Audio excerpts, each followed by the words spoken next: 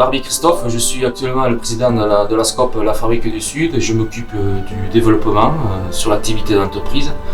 Alors développement c'est un mot assez large, comme son nom le dit, mais aussi c'est plus sur l'aspect extérieur, c'est-à-dire de la société.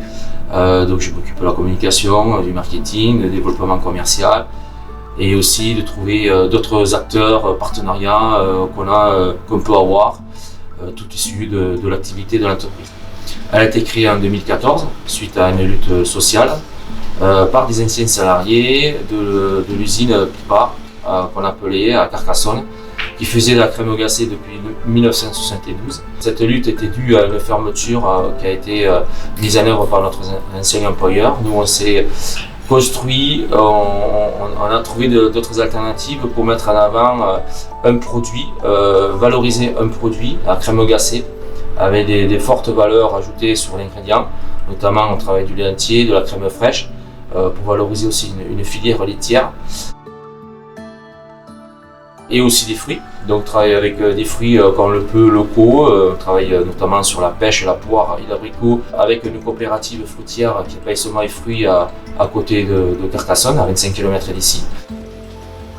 Et en même temps, on essaie de mettre en œuvre aussi dans notre éthique toutes les forces vives du département, c'est-à-dire on travaille avec un cartonnier qui se trouve à Chalabre, avec aussi des imprimeurs d'étiquettes qui sont sur Sipi, à Détroit et notamment aussi à Cassonari par l'entreprise Servien-Soulès.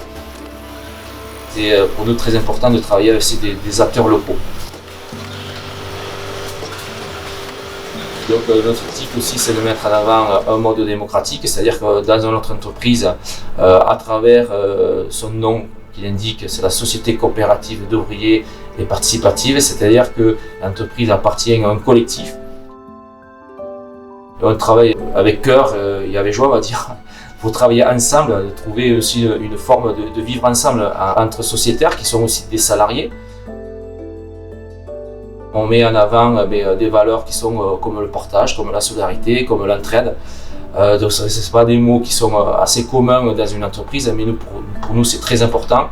On est sur une forme sociale particulière par rapport justement de reprise d'activité suite à une fermeture d'usine. Donc on met en avant aussi une unité, une intelligence collective pour travailler, qu'on puisse travailler ensemble, où chacun de nous, quelle que soit l'activité que vous avez dans l'entreprise, que vous soyez opérateur, opératrice ou cadre, tout le monde a la même expression, peut décider aussi, peut mettre en avant des idées et voter des stratégies.